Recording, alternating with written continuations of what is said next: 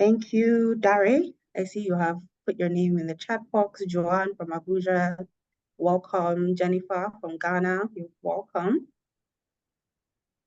Joanna, welcome from Namibia. Nice. We have a whole lot of representation from different places. It's nice to meet everyone. Please, everyone, let's also, add our names and where we're joining from as well. So we'll start in the next 1 minute.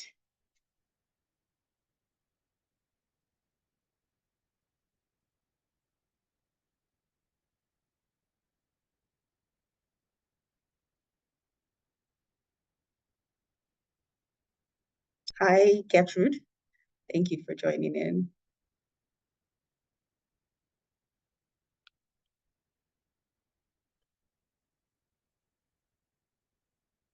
Hey, Beatrice from Ibadan, welcome. Welcome everyone. Thank you for joining. And so I believe it's 12:05, so we can commence.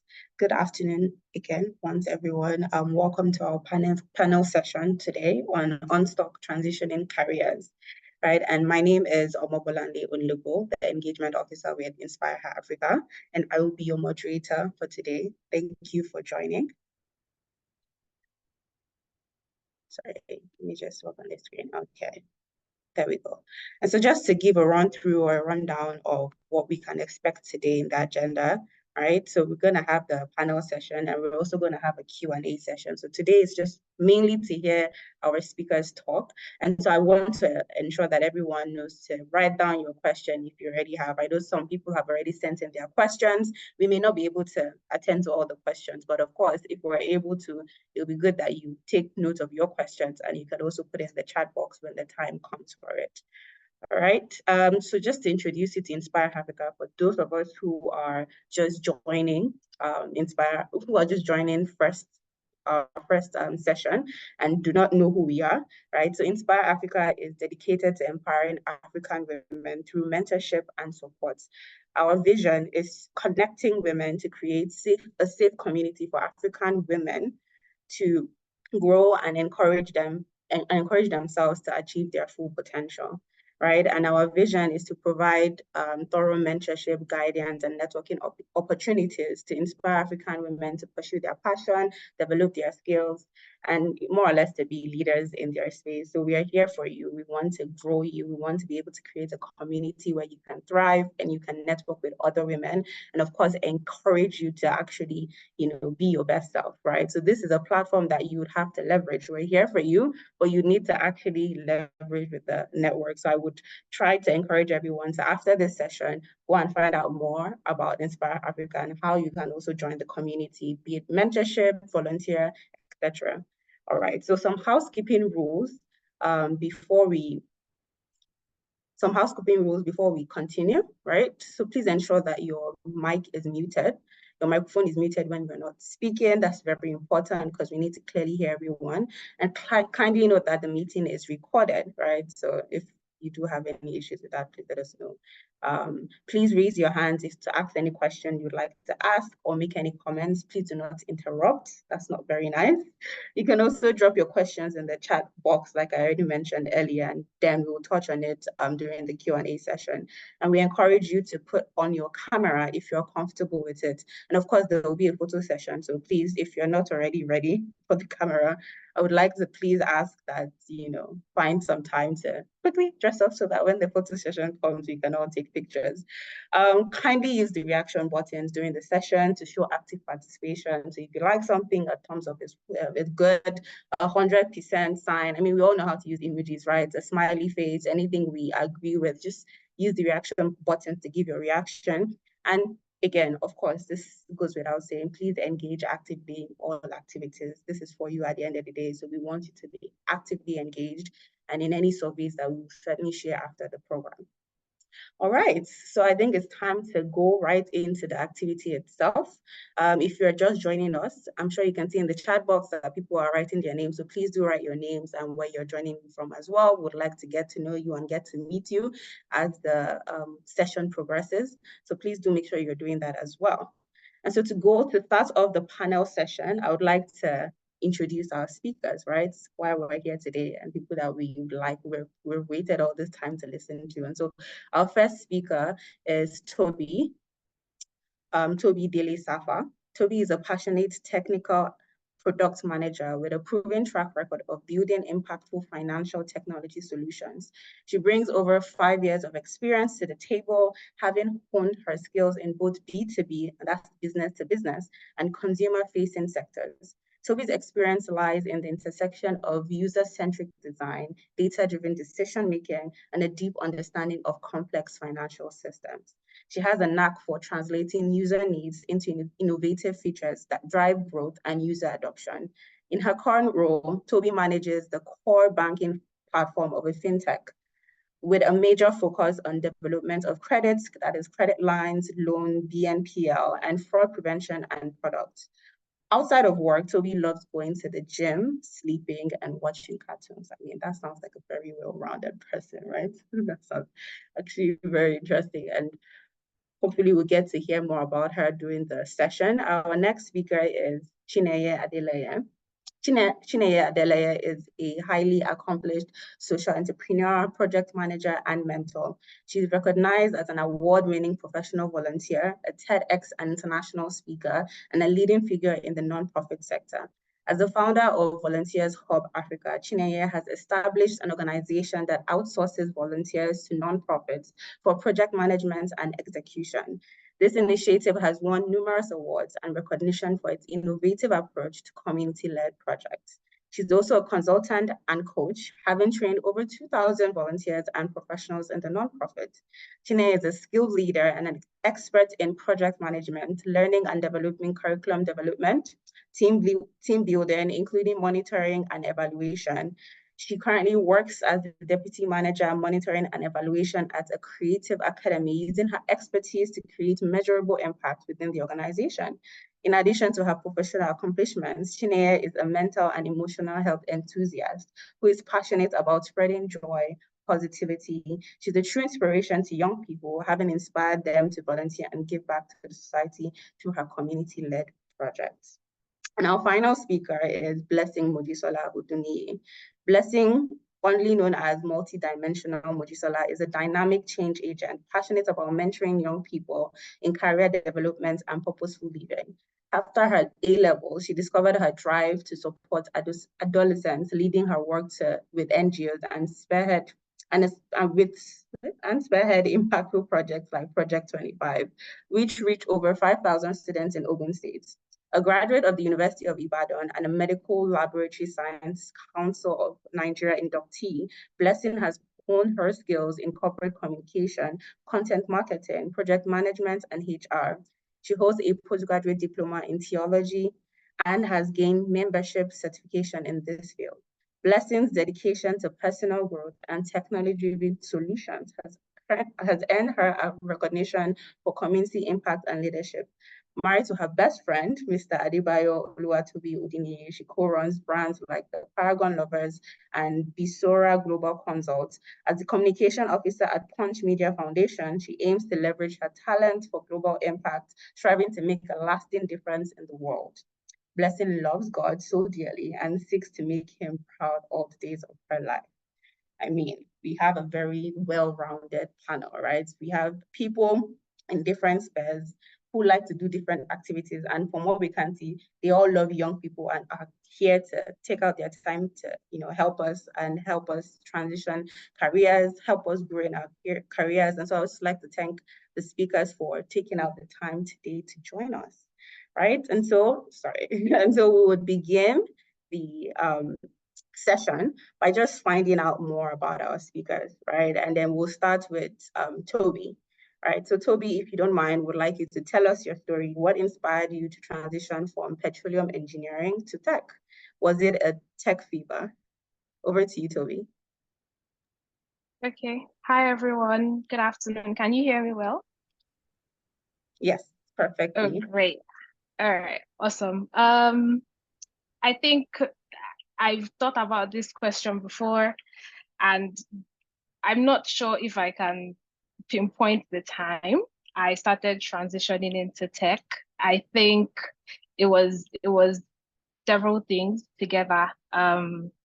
My friends were going into, I think, data science and data analytics, and they would always come to me to try to sell the idea to me. They would say things like, "Oh, you would be great at this if you tried it," and "Oh, I can see you totally doing this," and just things like that. And I said, "Oh, you know what do I have to lose anyways?" So I tried that, and I think that might be that might have been the start of it. I think also in that time I had just finished my internship, 400 level internship in university, and during my internship I had to go to the office every day. I had to be at the office at 7 a.m. and I just I just in my head felt like this wasn't life. I didn't want to have to do that. I don't want to have to go into an office at 7 a.m. and then at 5. And then that was my whole day. So yeah, I think it was just my friend saying, "Oh, you would be nice at this," and me looking at the life of a 7 to 5, 6 worker in Lagos and deciding, yeah, I don't think that life is for me.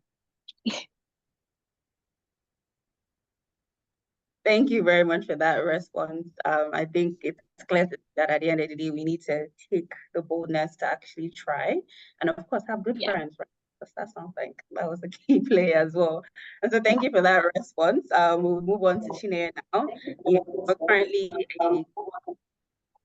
you're currently like in the background. Please let's mute our mics. Not talking. Very much. And so, like I was saying, Chinere, you're currently a consultant, life coach, project manager at this point. So what inspired your career transition at different points in your life since you have taken on so many hats? Okay, hi Bolanle. Good afternoon. Is it afternoon yet? Yes. Good afternoon, everyone. How are you all doing today? Hope you're good. Thank you so much for having me here. It's such a huge honor to be here, and I'm super excited. Okay, so let me just, like you said, I do a lot of things, and I've had to transit in so many ways. So let me start by let me just start by giving like a background story to my career movement. So I studied guidance and counseling in the University of Ibadan, right? And I knew that in Nigeria, I don't think the Nigerian market is ready for them counseling and guidance and all of that. People do it and they're making a lot of money, but you have to get to a point where people know you. And I knew that I wanted to do something very big. I wanted to impact a lot of lives. And I knew that going that route may not be so easy for me. I still do counseling on the side. I do it for free most times. People really pay me. In fact, I don't even ask. It's when I'm done I realize that wait, oh, I just spent like 3 hours counseling someone. I'm not even getting five couple. So for me, it's just something that comes naturally. But I knew that I loved money and I wanted to make money, right? So when I was done with school, I was lucky to get an internship. In fact, it was my final year. I applied to be part of an internship program by Red Media Africa, right? And that's how I applied, and I got in to work with their CSR as a corporate social responsibility called the Future Project. That's how I started working, and I realized that I loved this. Yes. So Chidima said, "Money, money." Yes, so yes. So that's how I started. And I'll maybe if the question is asked about Volunteers of Africa, I can also talk about that. But let me just focus on the career part now. So that was how I started.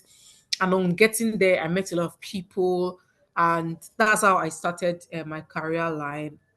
And so I continued doing the corporate work. During COVID, I had to leave my work because a lot of people were laid off. In fact, I got another job in another social enterprise, but they told me that they were already laying people off. So it was not even wise for them to start getting staff on board. So I didn't even resume that job at all. But I continued. I got a job as a business development person in November.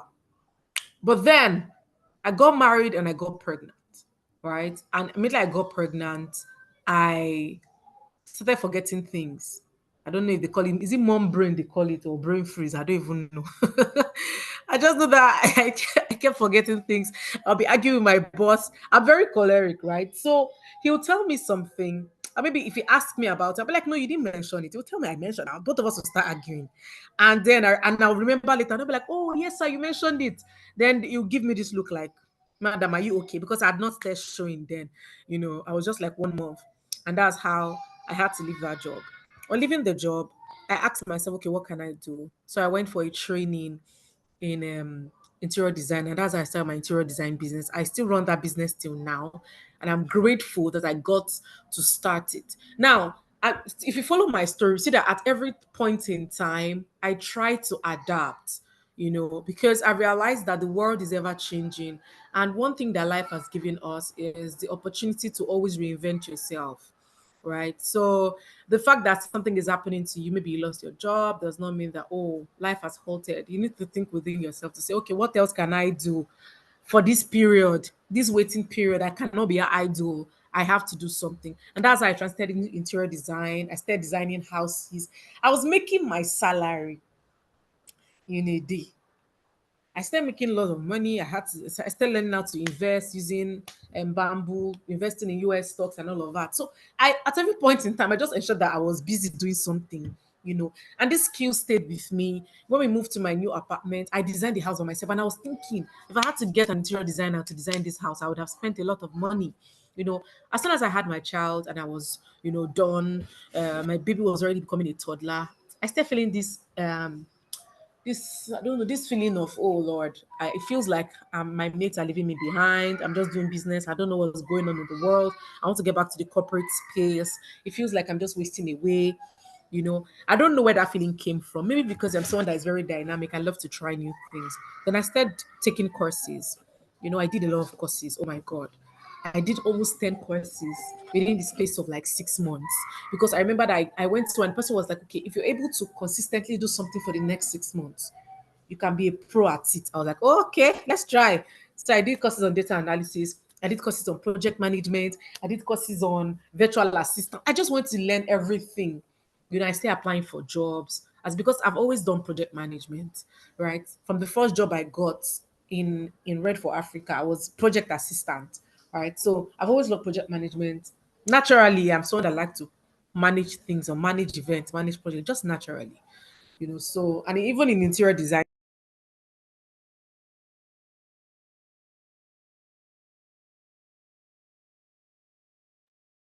Hi, Chine. We can't hear you anymore. I don't know if it's just Oh my me. God.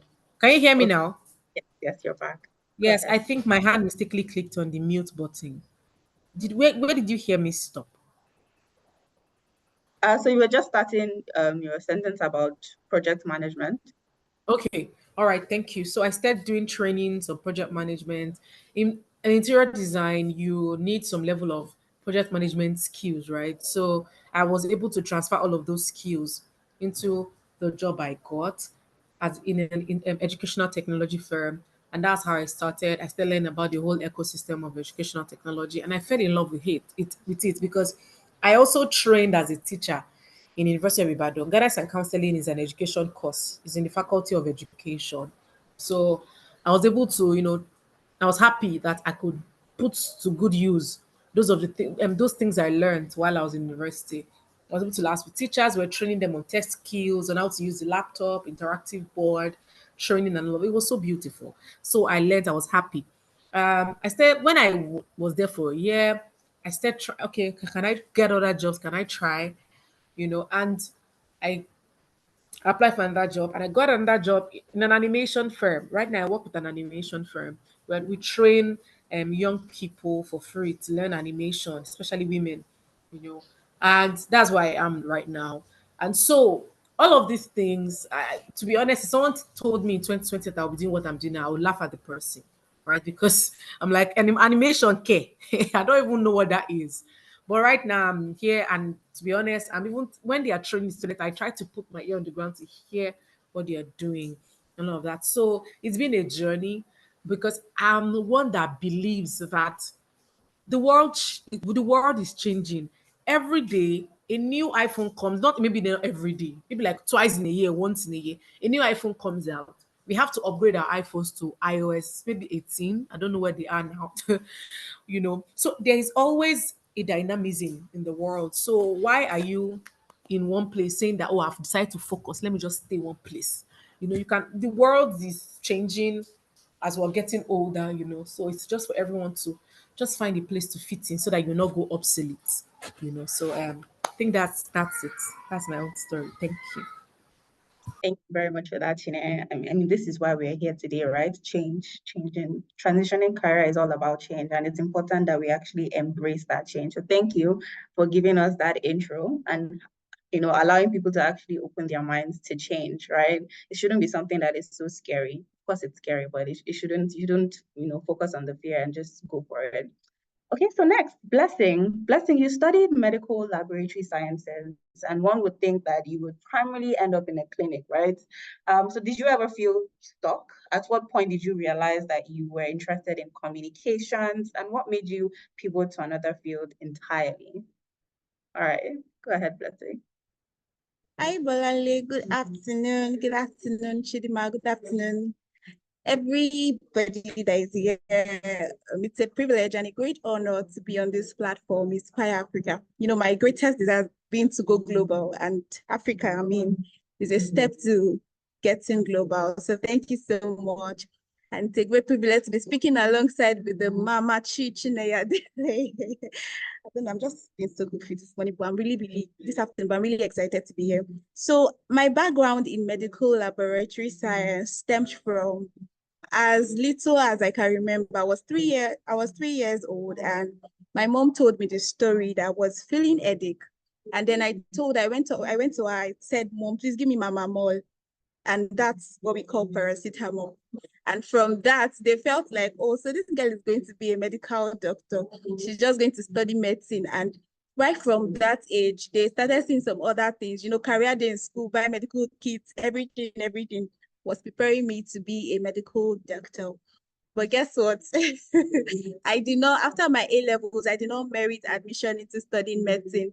And the next available course was to go for medical laboratory science, which we call the Oracle of Medicine. And I did enjoy it in the University of Ibadan. I spent 5 years, turning into 6 and almost 7. After then, I went for my housemanship. So you would wonder why Blessing would spend all those years in studying medical laboratory science and end up as a communication specialist working with Punch.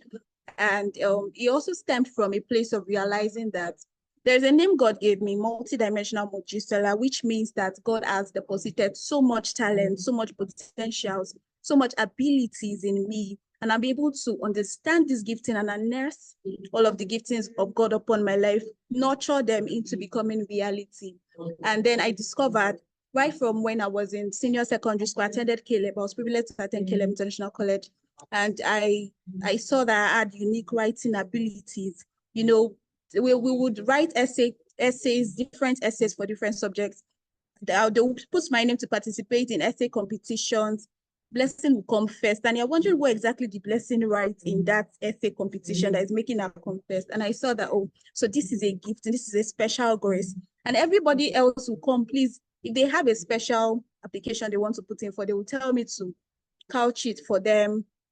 They would put it together. And that's why I knew that I had a special grace in writing. And then regarding speaking, my dad played a great role in that because my mom has a school. And then the end of the year, like the valedictory service and all, he would not tell me before that day that I was going to be the one to present or compare the event. And then that particular morning was in 2017. I woke up, I was getting dressed, preparing like every other person. And that just started me and said, well, I anchored the program. I'm like, sir, anchor which program? From where to where? And to God's glory, I did excellently well. And everybody was like, oh, you must have been preparing for this program for a month. And that was the case. Several impromptu speeches, several presentations in church, several volunteering events. And that's where I also discovered the speaking grace of God upon my life. And I started nurturing it to becoming reality. And coming to non-profit sector, while I was in university, it started from, so I know that I want to reach out to people. I want to make impact. I volunteered with several organizations. I would go for events, network with top people, or pitch myself. I learned how to do so many things right from school. And then it stemmed to also the project I worked on, Project 25, reaching out to schools, reaching out to younger people, just impacting them. And all. That's how I found my space also in the nonprofit sector. So being in Punch was from a major recommendation from my previous works in the development space. And they saw that also this is a potential. And then I say that at every point in my life, I do not regret that I have a medical background, because at every point in my life, I know that the dots are connecting. And having a medical background has given me an advantage to be able to host L360 in Punch. So prior to being in Punch, there was nothing like an health show. Being on board, I started hosting the show, communicating with everybody, standing like being a stakeholder. And the project is funded by Bill and Melinda Gates. So it's a very, very big project, and it's such a great honor. So being a medical laboratory science, a licensed one, has given me the advantage to be able to do that. So you see the connecting dots, you see that I'm a licensed medical laboratory scientist that is not practicing, but I'm also using it and utilizing it in all the mountains of influence that God has placed me. Thank you very much. Oh, that was muted. Thank you so much for that, Blessing. That's actually inspirational. And I think one major key thing that I took out of that is self-awareness. It's important that we need to be self-aware. We need to be aware of what we have and what our environment is also putting at us, and being intentional in utilizing that. And so, I mean, started from being bold enough to take chances. We've also gone to, embracing change, and now we're talking about being self-aware. So, ladies and gentlemen, if you're not taking notes, I don't know, I'm not sure what you're waiting for. So, right, you want to be taking notes already. So now we'll move on to the questions proper, and I would go back to Toby. So Toby, what do you believe are the key factors to consider when planning a career transition? Okay, I think there are several factors, but the key ones, I'd say the first is self-assessment, right? You need to understand your strengths, your weaknesses, things you like, your passions, your values. Knowing yourself is very important, especially if you're trying to make a decision such as this.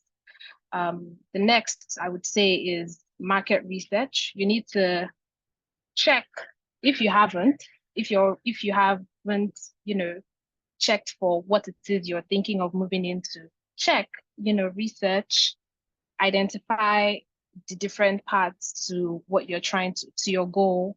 What are the skills required for the career that you're trying to get into, right? And then just going into research, or very closely following the research, is identifying where or what the skills are, what the skills you possess are, and the ones that you don't have given the career that you're trying to get into, right? So you assess yourself, assess the skills you have, those that you need to develop, and be honest with yourself around that. Something that people don't talk about often in career transitioning is financial planning. So if you're maybe mid-level in your current career, you've probably gone to school for it, so you have a leg up, right? And then you're trying to transition into something that you weren't really trained on anyways. You just even did research on it, right? You just found out that there are some skills that you don't even have. You need to be honest with yourself around how much money it is that you're going to make. Is it going to, or are you going to earn less? Most likely, when I was trying to move into product management from software engineering, I had gotten an internship. I was already working full-time somewhere else, but I got an internship, and this internship was going to pay me less than 3 times. Just if you divide my current salary by 3, less than that is what they were saying was a very good deal. So you have to be honest with yourself. Are you going to be able to take risks like that? Are you going to be honest with yourself? Do you have like a savings or something on financial planning? in my case, I didn't take it because yeah, I didn't take it, but it's something that happens. And then I would say finally, very important is to have like a support system. It's not easy to transition in that way. It's very scary. It's unknown waters. It's something you've not done before. You don't know anything in it, most likely. You're just trying to find your way, right? So you need like a support system. You need friends that you'd be able to call and cry when you mess up in an interview, or when you get like a rejection email. You need to have like family, or mentors that you can talk to, people that are already in the industry that you're trying to get into, right? Where you can just speak to them about the things that you're facing. Uh, because I've found that in a lot of things, the theory is different from the practical. And so if you have those mentors, you can speak to them about what the practical parts of what you're trying to get into is, and kind of bridge the gap between all the trainings you must have been doing, all the certificates you must have been putting together, and what it truly means to be in the job or in the career that you're trying to do. So just to sum everything up, everything I've spoken about, the first thing is self-assessment. You need to be honest with yourself. You need to understand what you're trying to get into. You need to do the market research, right? You need to do like some sort of skill gap analysis. Understand what you currently have, the skills you currently have, the skills you don't have. How do you bridge that gap? You need to plan financially. You need to be honest with yourself. You might be earning less if you do that transition. And then you need to have like a support system, a network of supportive people. I think those are like the key factors I would say. Yeah. Thank you. Thank you so much, Toby, for that very detailed Sure. set of key, factors, which I think are all very important. I think one thing I personally took is just being honest with yourself in terms of your assessment, because we have ChatGPT now. So ChatGPT can help you form the CV you want for that job that you are not qualified for, right? And by the time you're going to apply, you don't even take out the time to actually look at the skills that you need to actually learn, right? And half of the time, if you do then get, to the interview stage, they find out that you're not the person you said you are. So it's important that we are honest with ourselves that, okay, this is what I need to learn. These are the skills I need to learn. And I like that you said mentorship as well. People say mentorship, that mentorship is required when it comes to training careers. I think someone is unmuted. Please let's remain muted so that we can hear everyone clearly. And so once again, thank you so much for that, Toby. We'll come back to you right now. Let's head over to Chineye. So just writing on what Toby mentioned about financial planning, right? Entrepreneurship is a buzzword for Nigerians. Everyone, not everyone, but that is something that everyone is realizing that they want to do. They're trying their hands at it, and it comes with a lot of fears as well as associated costs. And so how do you fund your transition? And what did you do? Like, what did it cost you to get, to where you are?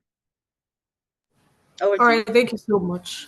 Thank you very much, Toby. That was a very good one. I love the fact that you spoke about money and how sometimes you may have to take some jobs that are lower than your current earnings. Makes so much sense. Thank you very much for sharing that. Um, so so for entrepreneurship, right?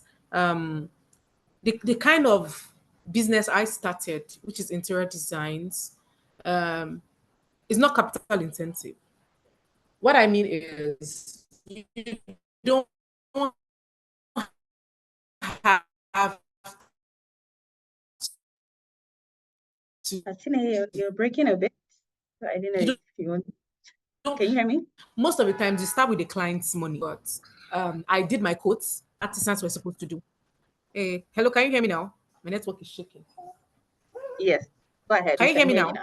Yes, please. All right, cool. Yeah, so as I was saying, interior designs is not, especially for someone that is starting out, is not very capital intensive if you know how to get your way around it.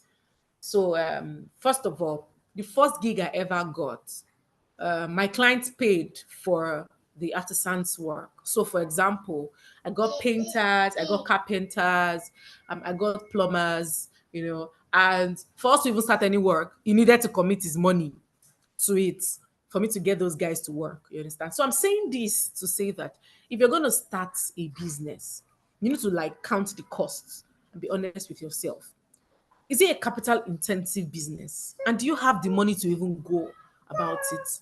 Don't just go and get a loan or borrow some kind of money that you throw into a business and the business crashes and you're now in debt and there isn't police to come and pursue you up and down. It will not be nice. You understand? So at every point, when you want to start a business, first of all, do your needs assessment, check around, ask people who have done that business before, right? Because there's no business you want to start in this world that someone has not done.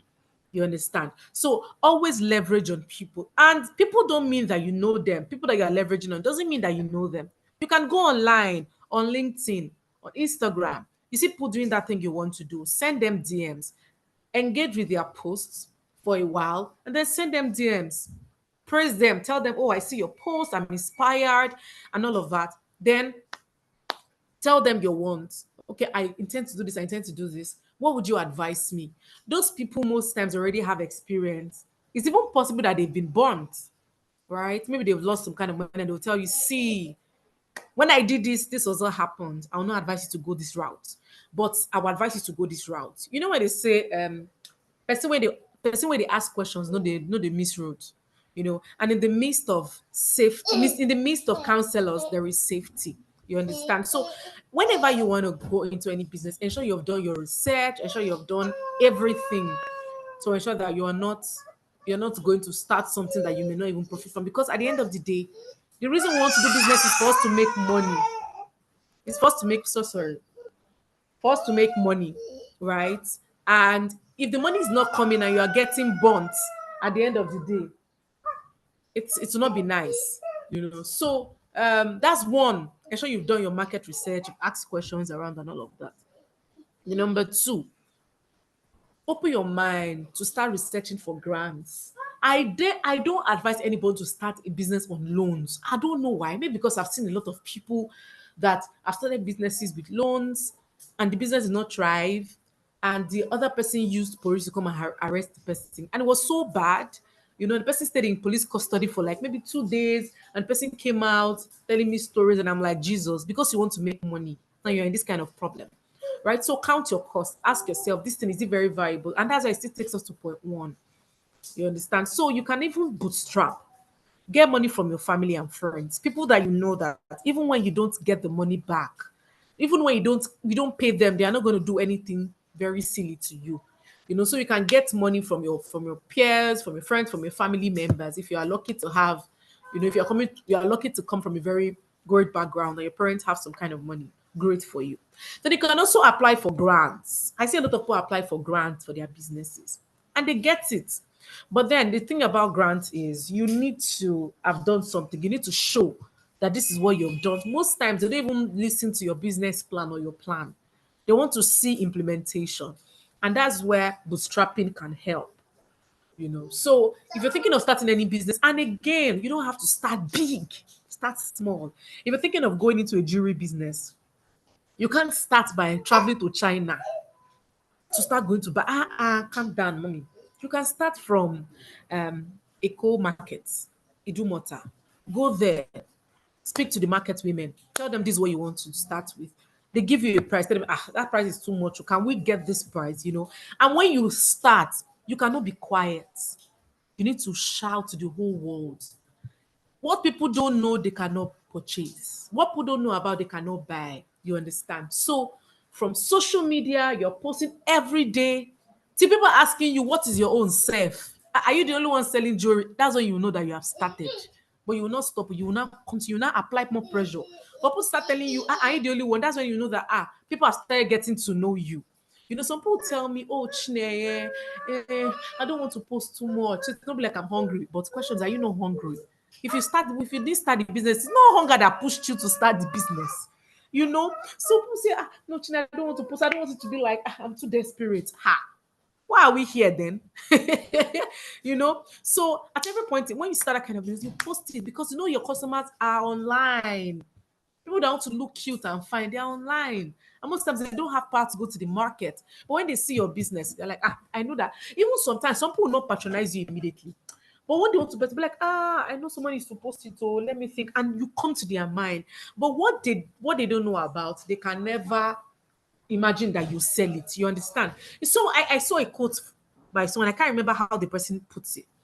But the person said, your success is lying. I can't remember, but let me just try to paraphrase. Um, that thing that you're refusing to post is where your success is lying.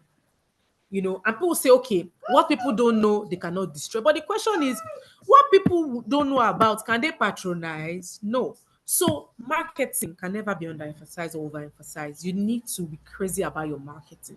If you need to get someone that is a social media guru and I can give you advice on how you can go about it. Because trust me, when you're able to go to, for example, you take 10,000 naira, you buy the jewelry, maybe cost price is 500 naira per one, you come back, you sell for 2K. You've made extra 1,005 for those items, maybe 20 items you bought. You multiply it, you have made about 30,000. If I'm not wrong, that's 20,000 profit. You take the whole 30,000, you put it back in your business, you sell again. Before you know it, you're growing a 1 million naira business. You're growing. Before you know it, you start having money to purchase a shop or rent a shop, and then you start and you realize how big you've gone. So, you know, when you want to start a business, for me, I don't always feel like it's that deep. Like I said, there are grants. There's still only Melu grants. There's Mastercard Foundation grant. There are a lot of grants flowing up and down, but they need to trust that when they give you that kind of money, you will not just go and spend it on going to Owambe or spend it on buying wigs. They want to be sure that if they give you the money, you're going to implement what you say you want to implement. So,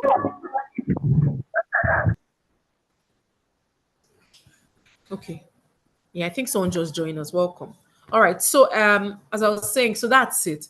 So for me, like I said earlier, it was more of like my clients paid. I got what I needed to do done, and then they paid me for my services. Right. So for the next client, I already had some kind of money to start up. So far, I know that they've paid the commitment, even if they didn't pay for full and paid for full. I knew that they already gave me a particular amount, and I also had some money with me to go about um buying some things that they needed and buying some things that would help my business to thrive. And that's how I went and continued and continued and continued. You know, so I did a project. In fact, I have another project coming up, I think in September. Yeah, I did a project the first quarter first half of the year. That was a very good project. When I got the money, I'm like, what did I even do? All I did was, as an interior designer, was to gather all the guys, tell them what I wanted to get done. They did it, and now I'm getting paid for it. Wow, this is very sweet money, you know. So at every point in time, I advise you always think within yourself, like, let loan be your last resort. I know that sometimes that there's nothing you can do than to get a loan.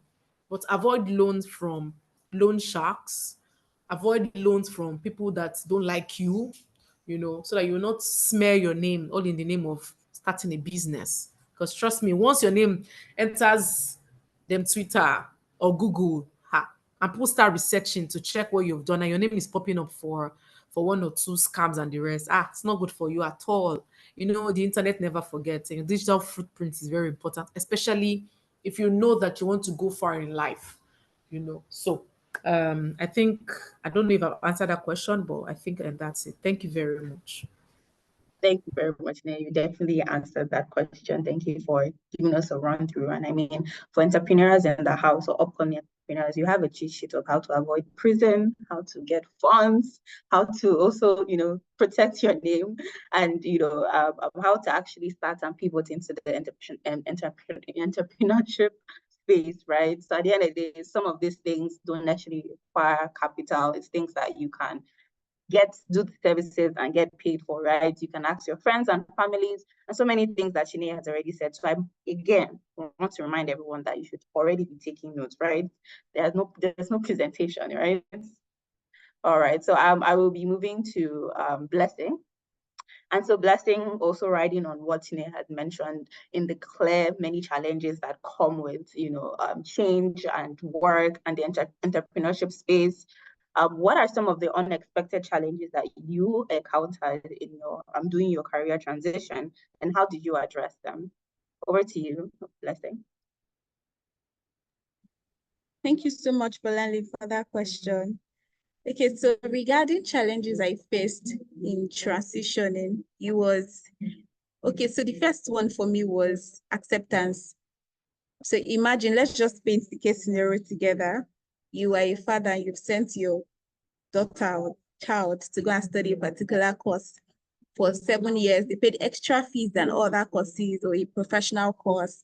My daughter is a medical lab scientist, and now your daughter is coming to tell you that she's going into the communication space. And it's just a whole lot of emotion. You're like, really, is that what you want to do? Are you sure? Like, complaints, so many things would come up in between. And so that was one thing for me. Parental acceptance. Well, my mom did understand because I was carrying her along at every phase, but for my dad, it was not easy for him to just accept that also. I was just going to completely leave what I had studied to go into, to venture into another thing. And how I did address it was I decided to be intentional about my own growth. And I decided to, so one thing I know is that when you have results to show for what you are doing in life, people respect your decisions. People respect what you stand for, and then they will come to terms with it. So that's one thing I did. I decided to be excellent. I decided to be excellent at what, so I'm sorry about that. I decided to be excellent at what I was doing. I decided to give it my best shot. So when he started seeing my pictures all over, my videos on Punch, he would even be the one to send it to his friends and say, see my daughter, see my daughter, see my. But at the initial phase, it wasn't funny. But then he has grown into accepting. And then he has grown into saying that also, if this is what you're going to be doing, I would support you. And then I keep explaining to him. One thing I also do for my parents is regarding the parental acceptance. I'm married, right? But I still feed, like I still give them progress reports. Oh, so mom, I'm taking this course, I'm doing this, I would promise to make you proud. Like I give them at every phase in my life. The certifications I take, I send them the Zoom link. Oh, so join, your daughter is getting inducted today and all. So that's one way I've been able to carry them along for parental acceptance. Then the second one is financial instability. So at some point, at the initial phase, imagine for a medical lab scientist, you earn more than a content strategist would do at the initial phase. Housemanship, you've earned so much money. Although I did not earn money during my housemanship, so that's even another story for another day. But you would be expected to have earned so much money. So it was like I did not really have enough. But then I was giving it my best. I was taking courses. I was watching a lot of YouTube videos.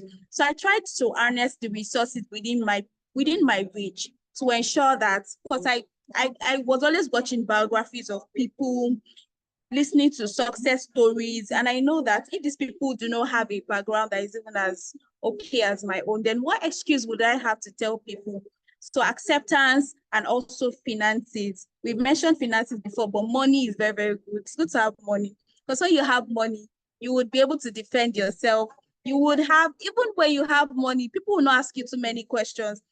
And then during interviews that I attended, I would have to explain to people and say, because they would be wondering, they would see a medical professional on my CV and they're wondering, so you're a medical professional. How is it that you are now tuning into becoming a communication specialist? How is it that I will not start juxtaposing and explaining? But then because I understand, the explanation is sweeter because I found purpose in it.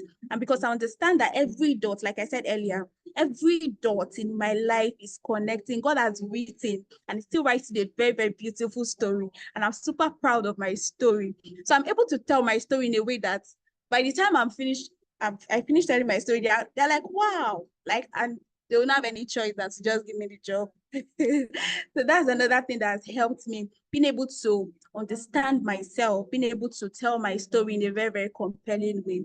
Then another thing is a medical background and a background in, is like you are going for mass comm and you're coming from sciences, medical background. If you want to take some professional courses, they tell you that also you need to have a background in this and that. And I do not have a background in like arts. So one thing I've been able to do is I've been able to understand the transferable skills, like such as critical thinking, such as critical reasoning, such as problem solving, volunteering. I've been able to pick those skills from having a scientific background and transfer them into my role as a communication specialist. So that's one way I've also been able to bridge the gap between from my background as a medical laboratory scientist to transitioning into communications. Then one other thing that I did, which made the transition easier, was I know that we'll still come to that, but my mantra is intentionality about growth. At every phase in my life, I ensured that I discovered for a phase, there's a particular, so this phase is communications. I did not box myself. I did not say, oh, so all to me is just all about me is communications. No, I was always open to learning. And I discovered that I also had the flair for talent management. So people would just come to me and say, oh, so this career path, I'm confused. What do you think I can do?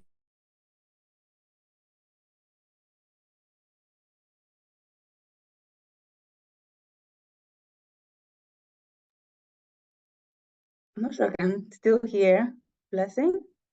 Am I the only one? I think maybe she had network issues and was thrown out of the meeting, I think. Oops.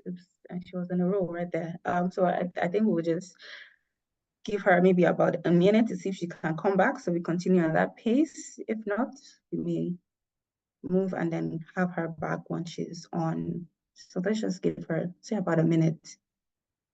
And so while we're waiting for her to join back, I would like for people to just, try and put and note down some of the things that you have learned or some of the things that you've taken away from what we've said already in the chat box. And you can also put in areas that I think you'd also like to hear or have our speakers touch more on. Of course, I don't want to take too much time, and our time is fast going and we're enjoying the conversation, but we also need to be careful of time. So you can put in the chat box areas that you still want to hear. And so I can check through my questions and prioritize those as well. And so just let's engage in the chat box section and just, share things we've learned, some of the things we also want to hear as well, and see if Blessing will join us back shortly. Okay, so while we wait, let me just go right into the chat box. Blessing is back. Oh, she's back? All right. Hi, Blessing. I'm so sorry about that. It's fine. Can you hear me now? Yes, please. Okay, I'm so sorry, network. So I was rounding off on saying that at every phase in my life, I was taking advantage of every resource within my reach. For example, talent management. So I was saying that individuals will come to me and say, "Oh, so I'm confused about this career path. Please, what do you advise me to do? How do you?" And I said I came naturally from. I did not go to school to study anything HR, anything career management, but I knew that I was there. So I had to take a certification, Chartered Institute of Personnel Management, and I took all the levels, I passed the exams, I got inducted. So that's another route. So, and I can easily say also, if I want to take up an administrative role in a big organization, coupled with my communication skills, you see the way everything is just connecting, corporate communications, HR, project management, personnel management. And I don't see myself as I'm doing so much. But some people look at me and say, how is it that you are a family person, you are doing this, you are doing that? I see myself as someone who is harnessing all of God's gifting upon our life.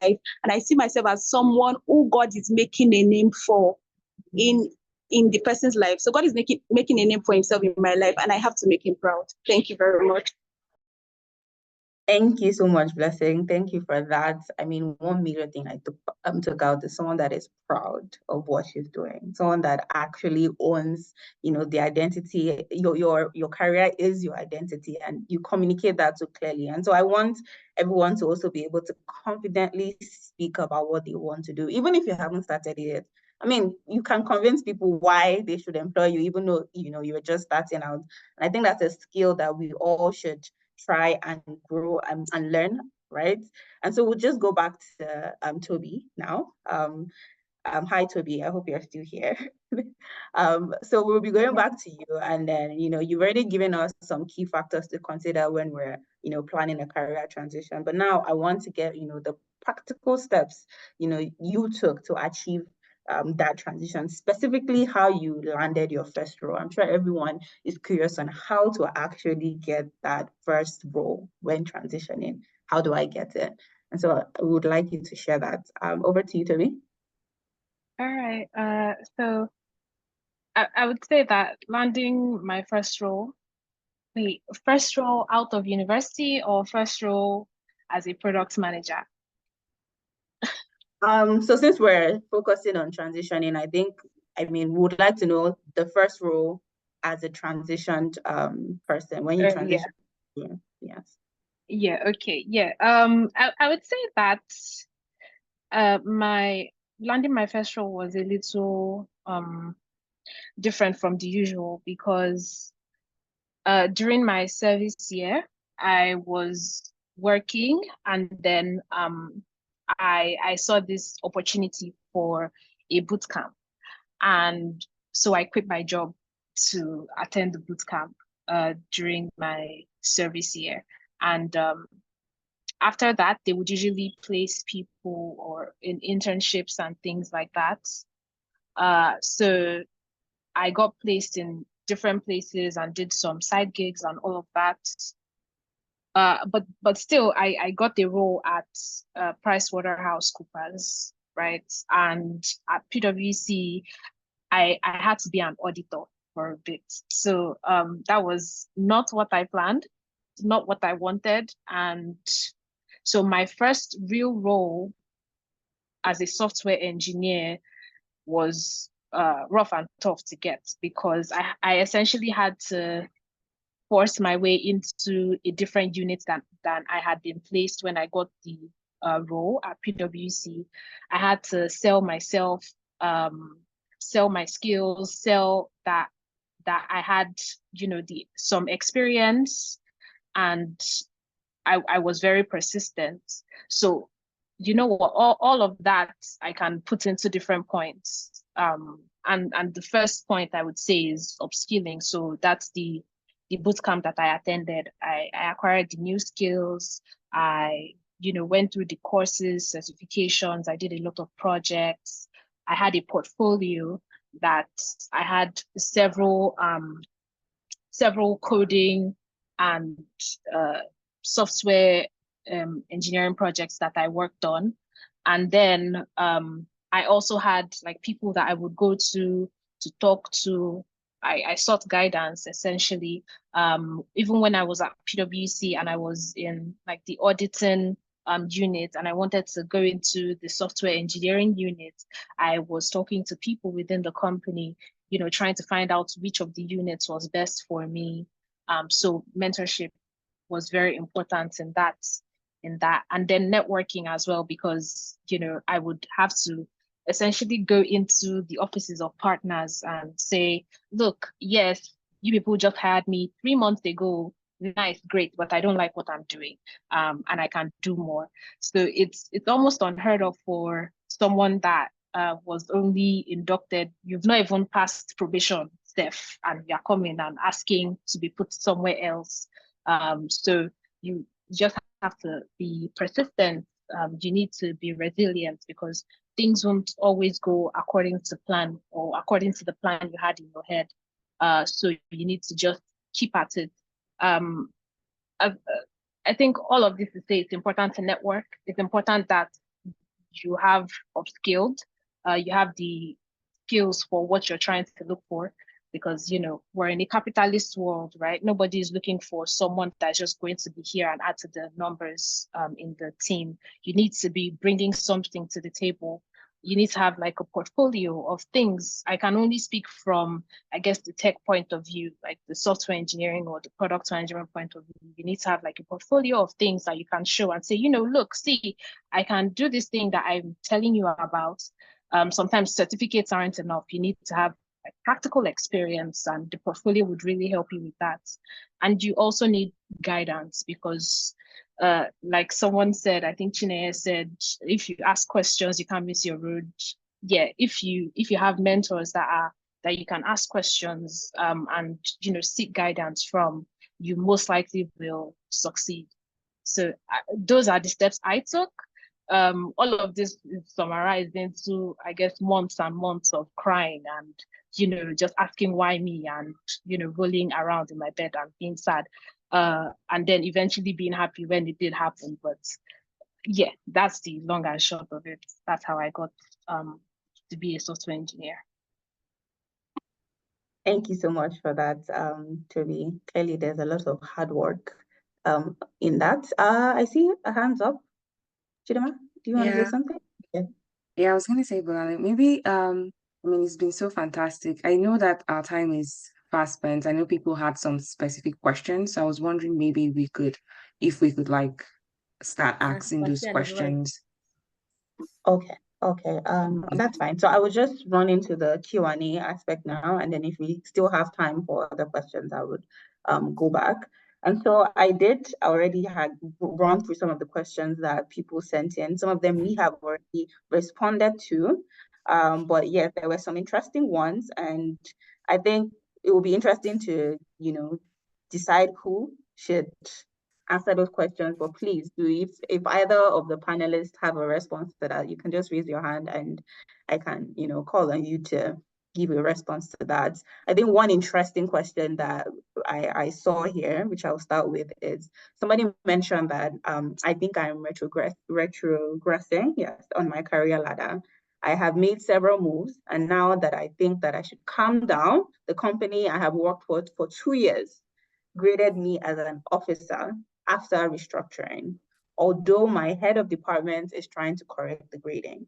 And so with 7 years of experience, do you think I should move on or wait to see if the organization might correct its mistake?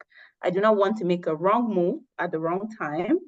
All right. And please, she put a message here saying, please note that this is an unadmitted HR department mistake because a colleague that I trained was graded as an assistant manager. So what I'm getting here is after putting in, good time in that organization for 2 years and also having 7 years worth of experience, the company she works for restructured and somehow they downgraded her, or they didn't give her the promotion or the right title that she's, due, right?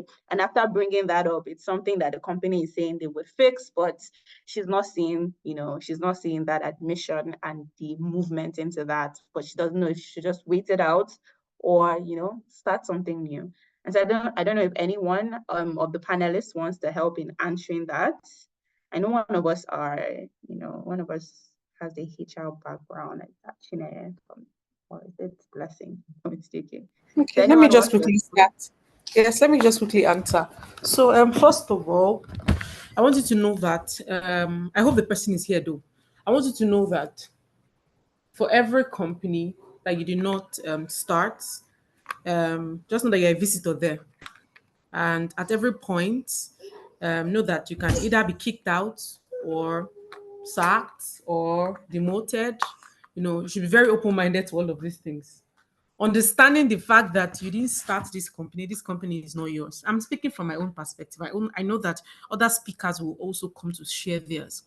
At every point, the company will do what is good for them, no matter who you are. If you like, so some people say, oh, maybe if you are bringing money, it's not true. Sometimes the company will do what if they need to downsize and they feel like this person, we don't like this person, let the person go. They will do it because they are doing things based on the business need at that point.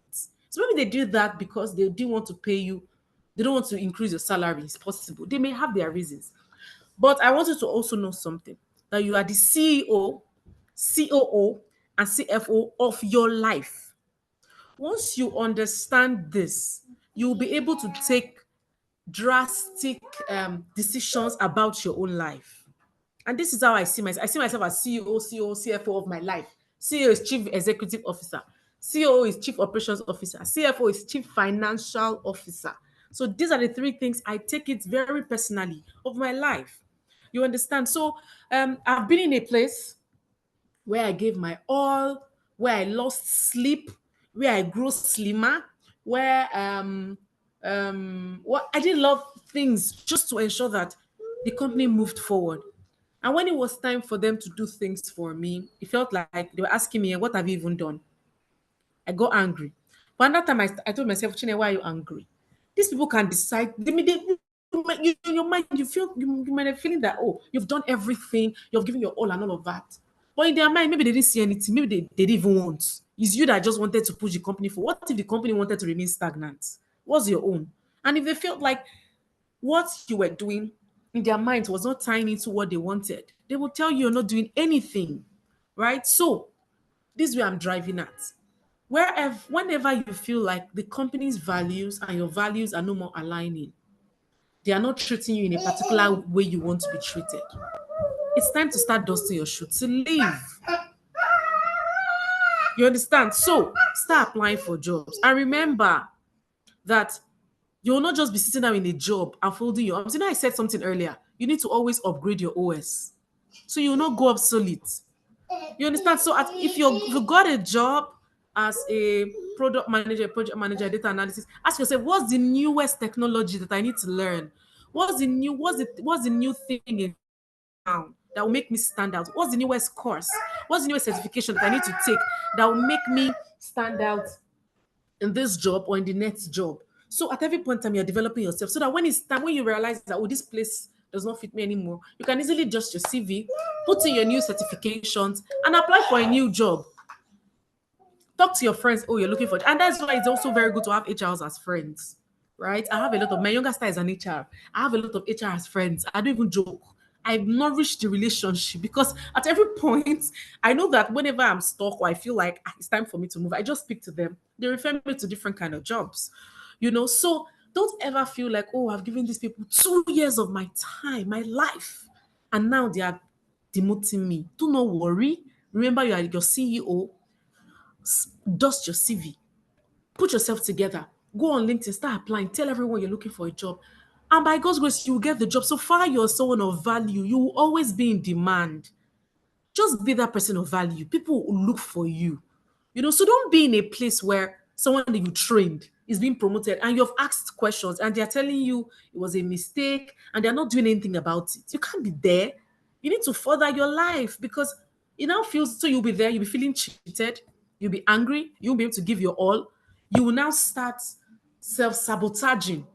Or is this self-sabotaging? I don't know. My English. Correct me.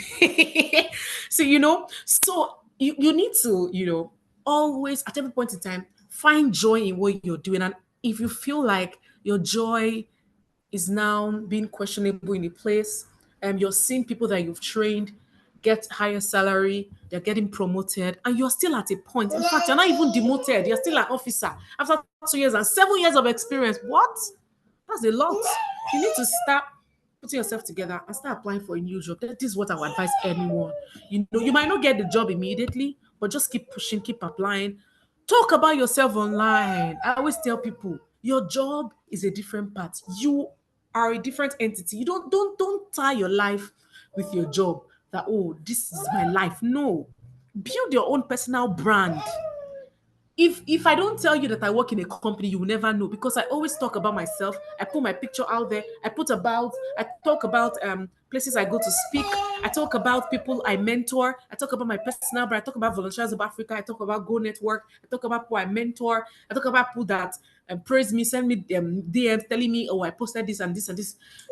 So I talk about my job very minimally. Because I'm not the founder of that job. I'm just working. And for everything I'm doing, they are paying me for it. They're not paying me to post them. If I decide to post them, it's because I just feel like, okay, my work needs to get done. But you need to understand that, first of all, you are a brand. You are a brand. And you need to push your brand so that when anything happens to your job, you can fall back to your brand and look at it. What can I do within my brand? Do I need to get a new job? Do I need to start a business? Do I need to start my own coaching class and all of that? So don't ever get so stuck. For me, in my job, whenever I feel like I'm stuck. I don't feel like I'll leave. Me, because of the kind of person I am, I'm someone that saves and invests. I don't joke with my savings. I don't joke with I said you're also the CFO of your life. You need to plan your finances. I was not asked this question, but I just want to talk about it. Plan your finances. You're getting salary. Dedicate a particular percentage to save and invest. Take courses on investment. Have friends. See, Don't just have friends that you guys just gist on about gist lover and TikTok. Have friends in HR. I said it. Have friends in finance. Have friends in real estate so that you can be able to ask questions. I don't joke with my corporate friends. Every place I've worked, I have friends that were still speaking till today. I still spoke with my ex-colleague that I had since last year. We still speak. A colleague of mine resigned. She's still my very good friend. In fact, she's helping me to speak to another place so that they can get a job opportunity for. These are the ways you work. These are the ways you do things. Do not, because of your bad character, nobody wants to play with you in the office. Nobody wants to just with you. Create friendship because it's in those places. Because most people, they're just your colleagues there. You'll be shocked that they are the daughters of Otedola, the daughters of Dangote, but just because they are there, just playing, just want to work. You'll be shocked of how many people can help you in your career line that are your colleagues. So ensure that you have a very good character. Be kind to your colleagues during their birthdays. Buy them gifts. Tell them amazing things, even if you don't mean it. I know some people are very dramatic. You can avoid those ones. I don't play with everybody, but I know that people that will help my life, I will ensure that they are my friends. I keep in touch with them. I call them. I send them messages. I tell them I miss them, whether I miss them or not. Just just do what you have to do to ensure that you maintain friendship within the within the corporate space. So as I was talking about finances, ensure that you save. Don't spend all your salary buying hair. But me, I love hair. Oh, I love hair. I see my pictures. I like hair. I don't. I know the I put what they call it now. What's the word? I just ensure that I don't spend a particular amount per time on a particular thing. I love shoes. If you come to Nigeria, a lot of shoes. I buy shoes on impulse, but at some point I talk to myself that see, you can't be spending this kind of amount. Your savings, your investment. An investment means when you put a particular money, so when it grows. So start asking people, how can I invest? Do I need to get mutual funds? Do I need to buy Nigerian stocks? GT Bank is selling their stocks now. They are publicly trading it. Have you asked what is the implication? If I buy it now, how will it grow? Get friends that will put you through to ask all of these things. If I decide to resign from my job today, maybe because something happens, I can decide to stay for like 3 to 4 months without disturbing anybody because I know that I can be able to take care of myself from what I've saved and invested. There are some monies I don't touch. I don't intend to touch for a long time. There are some monies I've kept together as emergency funds. That okay, if I decide to touch this, if something happens to me, and I can spend so amount.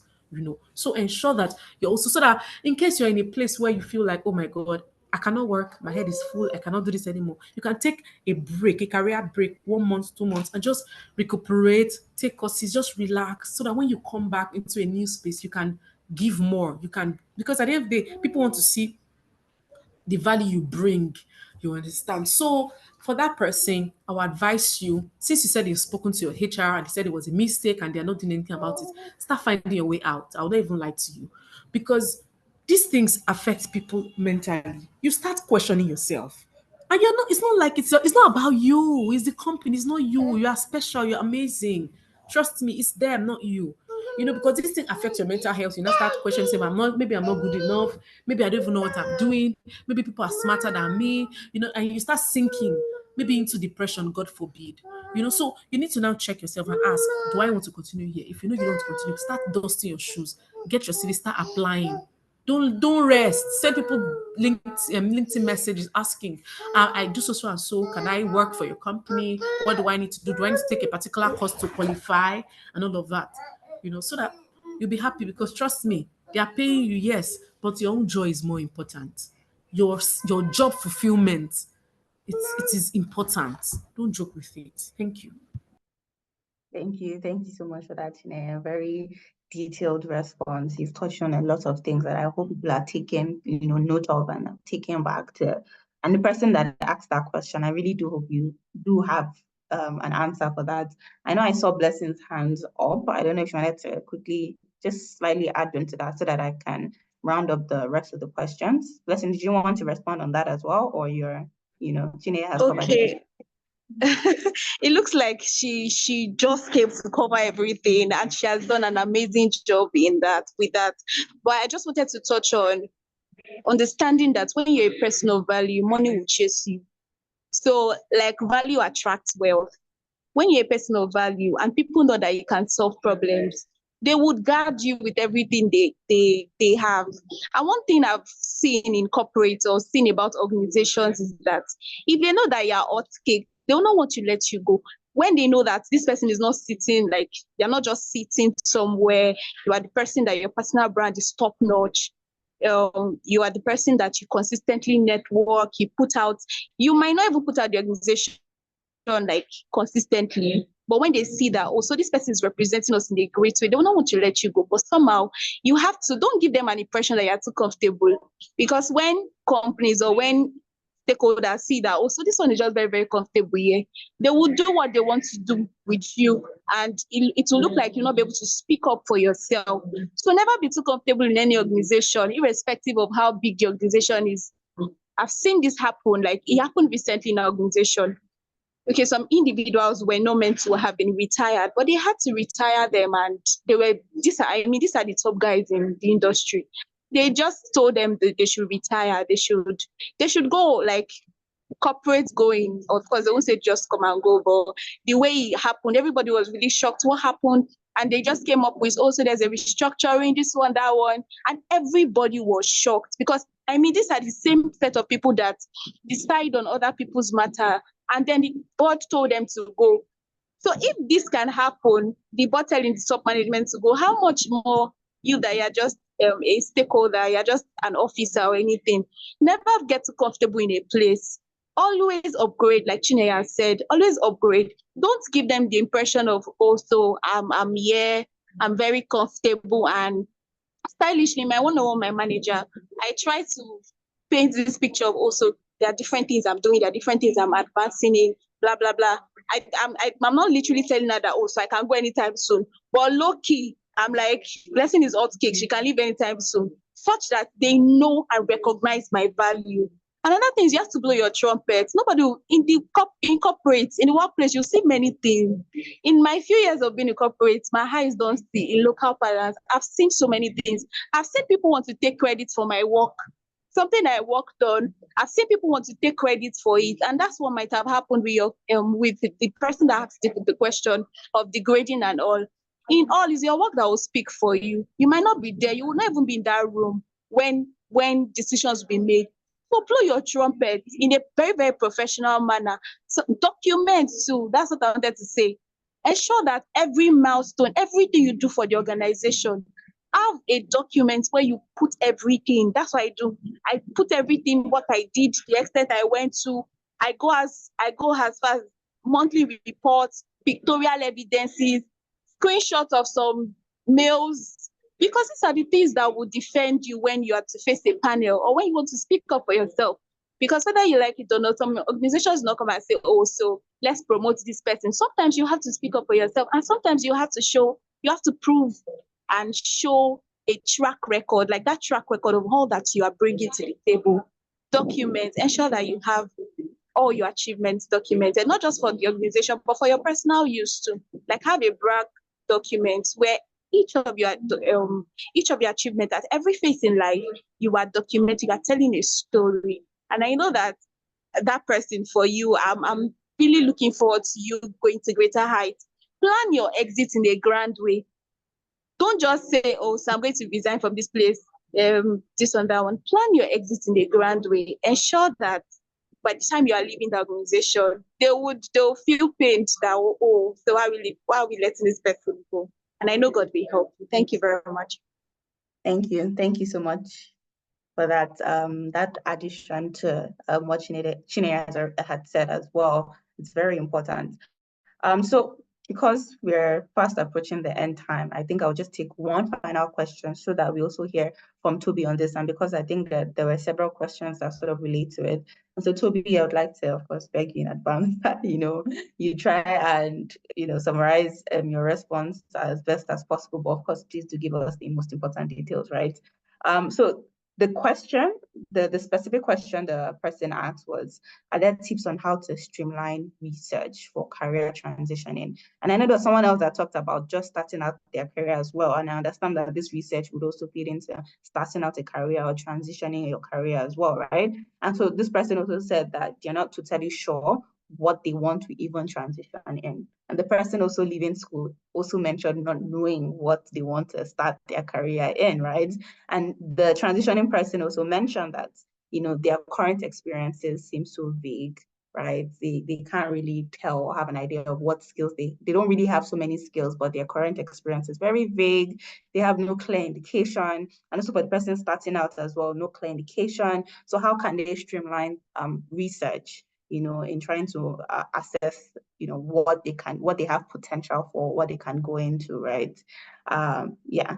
So she said that she knows that she wants to move on from where she is and she wants to move up. She just doesn't know, or he rather doesn't know, or how or where to go. So yeah, Toby, rather, can you just briefly give us? Sure. Okay. I would start by saying same to the person. You're just leaving school. You don't know what you're out here for. You don't know what. I was just asked for test script yesterday, and now you are asking me to come into the office today. I don't even know what I'm here for, right? So same. I think I'm not sure if everybody felt this, but I definitely did. And I think I would start by saying it's okay to be scared. It's okay to not know what's going on. It's okay to. Can you hear me? Yes. Yes, please. Like, go ahead. It's okay to be scared. It's okay to essentially not know what the next step is. It's all right, right? It's not the end of the world. But don't stay in it for too long. So thankfully, you're asking about research. I'm the kind of person that believes in enjoying the work that I do. I mentioned before about having to go into the office 7 a.m. and it just felt like life was being sucked out of me.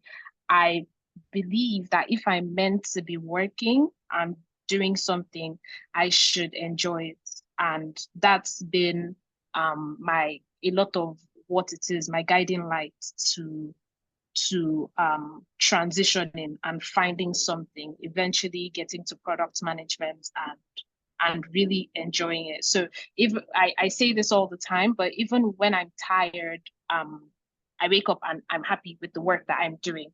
So find what is it that you like.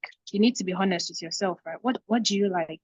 What don't remove your experiences from it. If your experiences weren't a factor, what do you like? What are your passions? You can write these things down. If somebody asked me just straight out of university what I liked, I would say I like organizing things. I like selling ideas. I like solving problems. I like doing all these things. And by the time I list these things out, I see how I'm such a wonderful product manager because I really do enjoy the work that I do. I really enjoy doing the things that are involved in product management. And I think that introspection is very important for anyone just leaving school, anyone that's scared, anyone that is trying to transition. So your experience, yes, great. But as I've said, you need to understand what your values are. What are you passionate about? What would you, if they woke you up tomorrow and told you to do this, would you be happy doing it? You're supposed to work for how many years of your life? So you want to be annoyed doing the work that you're doing. Is that really the life you think you should, I don't know, have? I don't know. Maybe I'm an idealist, but as I've said, think within yourself, and then you can start from there. So if you really like, as I said, maybe putting things together, you like solving problems. In what way, right? Those are the kinds of questions that would help you whittle down to the particular steps or where you should start looking from. Or do you like speaking to people? How, right? Some people would think maybe they're supposed to be doing this. And then when they ask all those questions, they realize, oh, I could be doing something else. And so, yeah, I think introspection is very important and also understanding that it's okay to be confused. I hope I've made sense. Yes, definitely. You've made a lot of sense. Thank you very much for that. And I hope Toloba asked that question. I hope you got in the response that you need, because the response definitely was there. So I do hope you took note of that. So in the chat box, I see that Chidima has shared some questions some people have had, and I think some of them we may already have gotten the answer, just so that we don't take too much on them. I know for the first question of the person transitioning from front-end developer to an aspiring product manager, and acting on how to navigate that and feeling like you've let your mentors down. I believe, Toby mentioned a lot about upscaling, a lot about, trying to take in courses, going for boot camps. These opportunities are there. There are many, I imagine that there are many product manager opportunities as well to go into courses. After taking those courses, you may have opportunities to, intern or get a job, or I'm sure Toby can also give that response in the chat box as well, because I think the question is specifically directed to her. But of course, any of the panelists can also go into the chat box and just respond to questions. I think before we finally end, I see one question I think is important we talk about, especially because we are all women, not women here, but women on the panelists rather. So I know it's a very important conversation. So how well can a woman balance career with family, and none will go sour or bad? Do you really have to drop one for the other? And I know this is a burning question, and even though people feel like as though they have the response, I'm sure they still want the reassurance. So I don't know if any of the panelists wants to share something on it. Blessing, Chineye, I don't see any hands up. Okay, Blessing's hand is up. Blessing, go ahead. So please, Okay, thank you very much, Bolali. Thank you, no problem. I was going to say, try and make it as brief as possible so that we don't take too much people's Saturdays, right? Okay. Thank you. Thank you. Thank you so much for that. I'll be very, very brief. Regarding family, I'm a family person and absolutely appreciate the gift of family. So one thing I tell myself when it looks like work gets overwhelming and my relationship with my partner is not really going smooth, I keep telling and reminding myself that family would always stay. Work can go, so family would stay. So we need to understand priorities at different phases of our lives, and we need to know how to implement them and juggle both family, work, study. So at this phase of my life, it looks like family, leadership responsibilities in all my, like everywhere, like that position to lead, opportunities and study. So I'm still I'm advancing my knowledge and my career and taking more certifications. The one way I've been able to say or strike that balance is I've been able to, by God's grace, I have a supportive partner. I think it starts from that. So with being a woman, having a supportive partner plays a great role in being able to do a lot regarding career, because if one does not have a supportive partner, a partner can just say, oh, so you are traveling, I don't want you to go. You're not going anywhere, just stay at home. So having a supportive partner plays a great role. The person is able to hold the fort for you at home when you're every other, like when you're outside.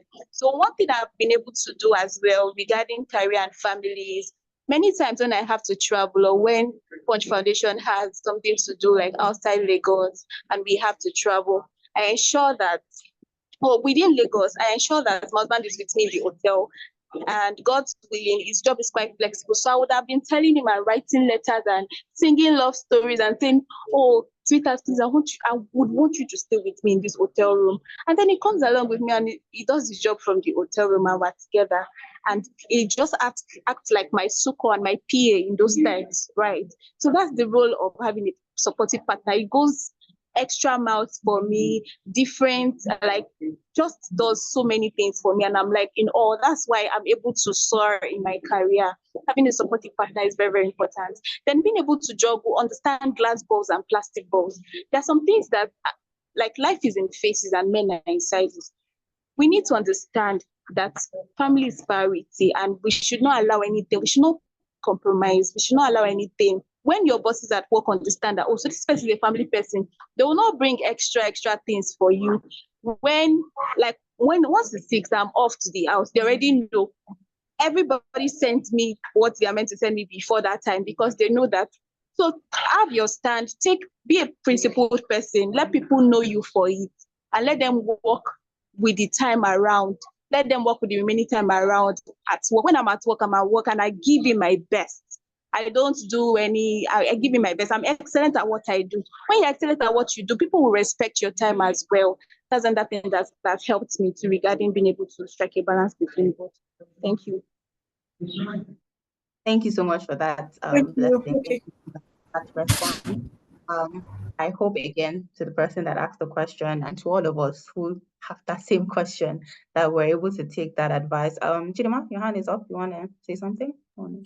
I think maybe Chinere wanted to say something, and I think maybe the last question probably maybe, I mean, I know we're taking a little bit of time, but I think the last question, and someone who wants to transition from a career path to another, I feel like this is something that's because people take online courses, people say take online courses, right?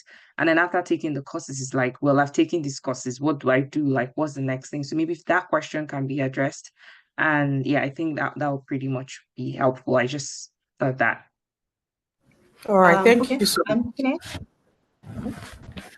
Okay, let me just thank you very much, Chidima. Thank you so much, Blessing, for what you said. Like, you hit the nail on the head.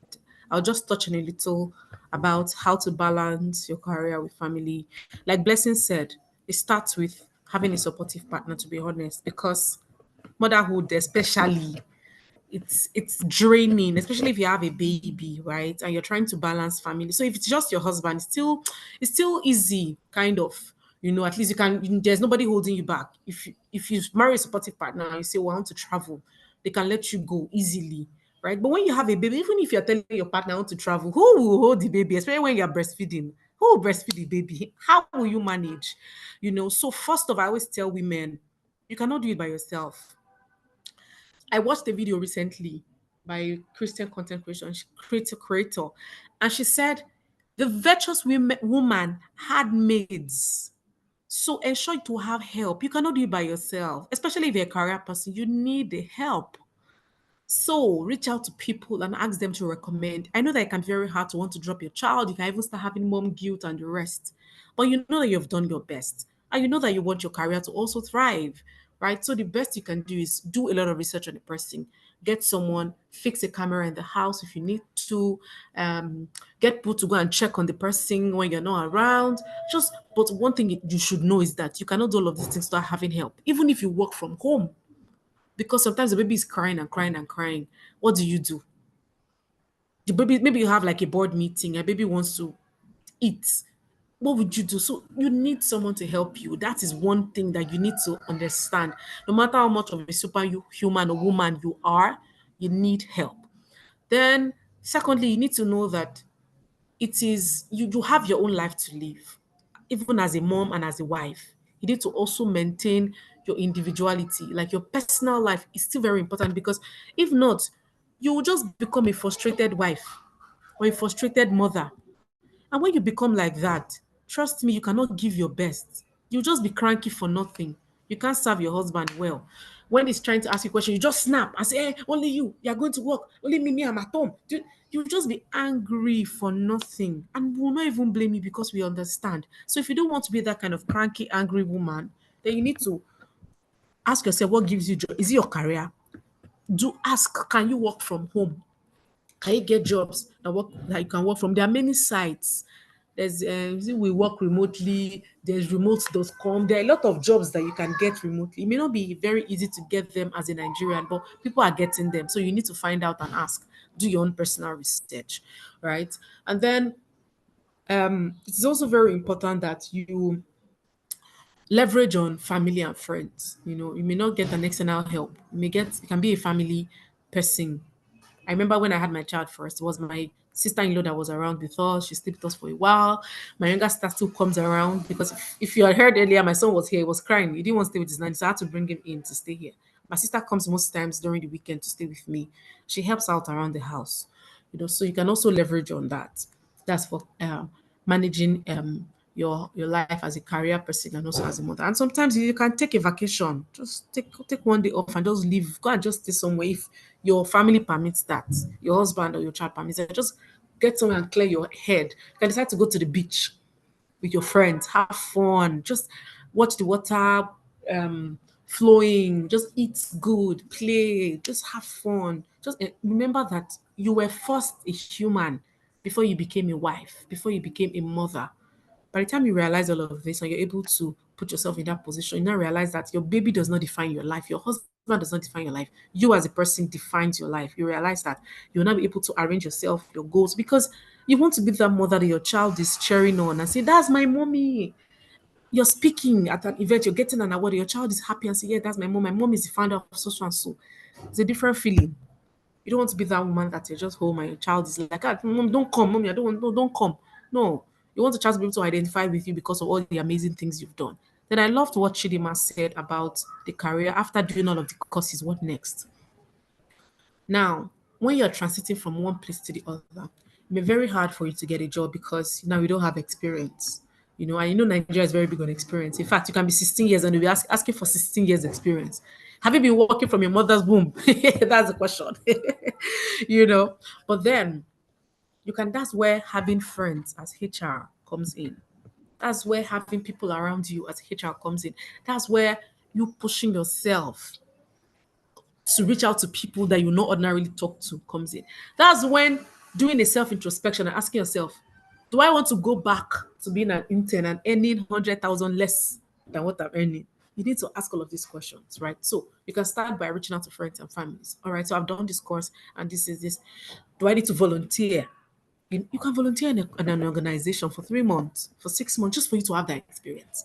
So do you want to keep your paying job and remotely volunteer for another company so that at least you can have that experience? Try.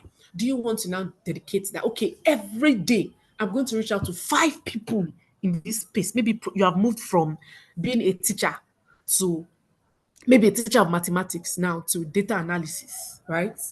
You're not going to reach out to 5 data analysts every day via LinkedIn that, okay, hi, my name is so I was once a teacher. These are and you remember there's something called transferable skills. As a teacher of mathematics, going into data analysis, you're still very aligned. You know math, statistics. It means that you still understand. So you can talk about all those skills you want to transfer. Okay, I have leadership skills. I have data analysis. I've always analyzed data. I know how to input so and so in Excel. I can do this. I can do that. Now I'm trained. I know how to do this and do this and do this. Oh, this is my portfolio. And that thing is know how to build a portfolio. Very important, especially in tech space.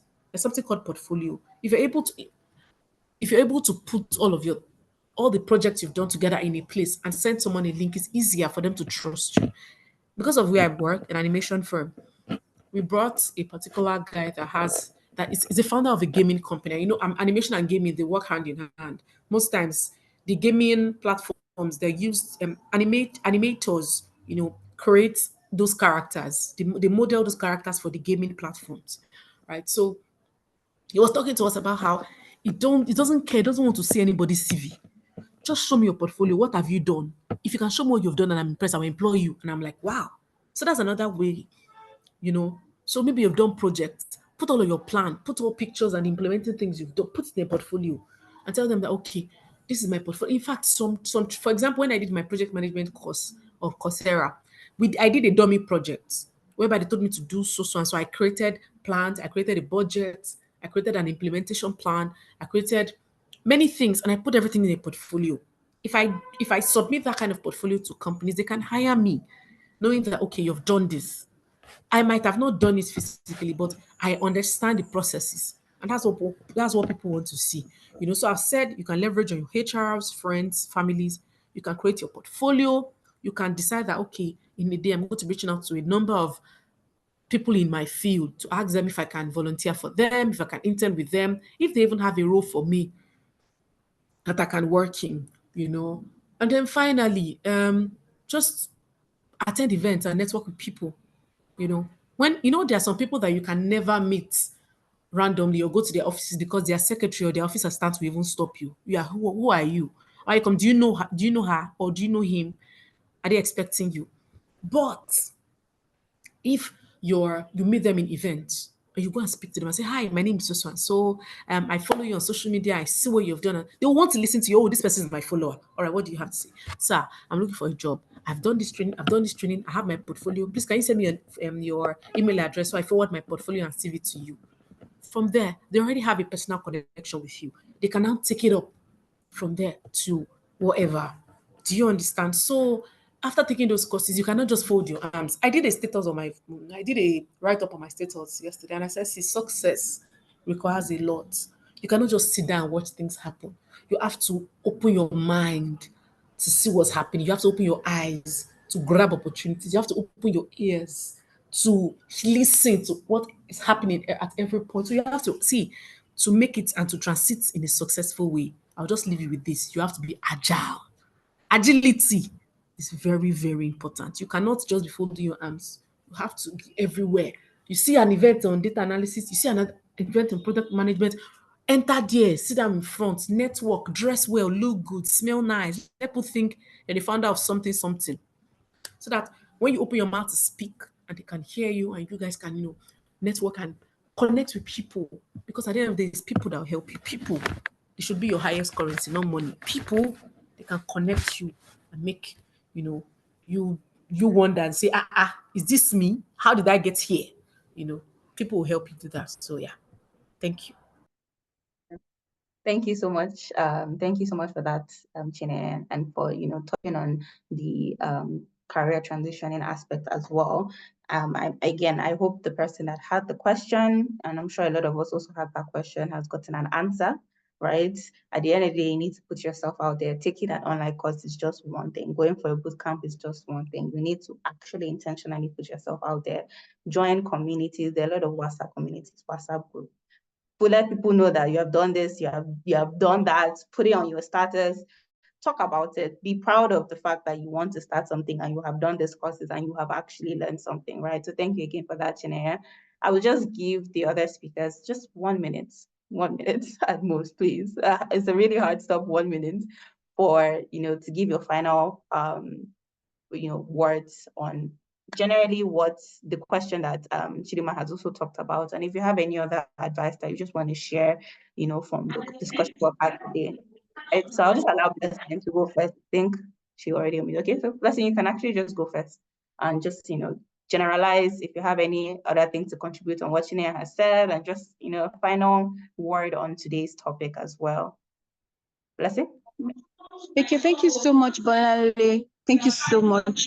I wanted to touch on what Chineye said about understanding the value you carry and being able to language it in a way that it attracts the right people.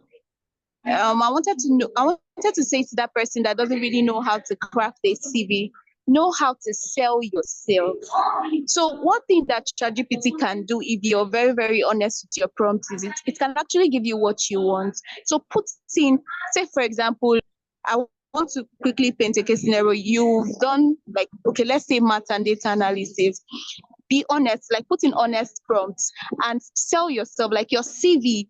Your CV should represent you. You should be able to language your metrics and your words in such a way that when people see and read, you might not have really done a lot in that space, but you are packaging yourself.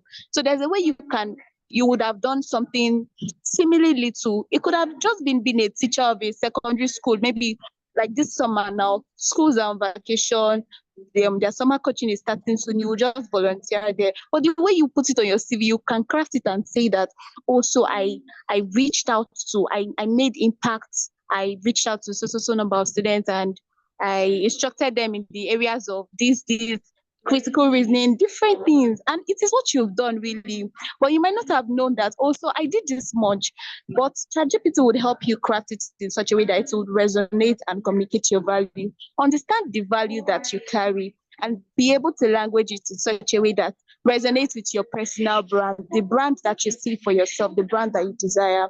And then I also wanted to say to everybody that keep being intentional about growth. The sky is just even your starting point. Be intentional about growth. Keep pushing, keep networking, keep seeing that big picture that God has called you to be in, and work at it, just work at it, give it your best shot. And I know that God is going to take you to greater places and help you scale sustainable impact. Thank you so much, everyone, for the rare privilege. I'm deeply grateful. Thank you. Thank you so much, Blessing. Thank you for that. Toby, any final words as well on the question, or just generally on the topic today? I don't think I can say anything that hasn't been said. So I would just say keep at it. Yeah, I would leave it at keep at it. Thank you so much. Thank you. And Chinere, any final words, praise, anything you want to leave the people with as well? Yeah, I just want to say that I'm rooting for all of you. Trust me. I really want to hear your success stories, and I'm looking forward to seeing all of us do amazing things in life. Thank you so much, guys. I really appreciate coming here. Thank you. Thank you so very much. And once again, thank you to our panelists for taking out the time, and not just taking out the time, for honestly giving us practicable, actionable steps that we can take away, for giving us insight into their own experience and just putting everything down on the table so that, we clearly see what that is like, what their experience is like, and what they can also say, you can also learn from that, right? So thank you once again to all our speakers for taking out the time. I believe I believe Chidima has already put the feedback link in the group. If you haven't, please can just put it again, Chidima, so that people can, click on that link and leave a feedback, right? We want to ensure that everything is finely suited to, what you actually want, what you need. And we also, take very seriously the feedback you give back to us. So I would like to employ everyone, even our panelists, right, on generally just, filling the evaluation form and just letting us know how this was for you and how you'd like us to improve on that. And so while we're doing that, I would just give a just general run through on the conversation today. At the end of the day, like I said from the start, the key things you need to be is self-aware. The things you also need to take time and actually do the research, right? Identify your skills, be honest with yourself, and look at the skills that you actually need to get more of. Be honest with yourself in doing that. And in just looking at the skills you need to get more of, I wouldn't just say just do a basic online course. I mean, that works, right? But you need to be intentional in doing it, because some of these courses, it just flows right through us.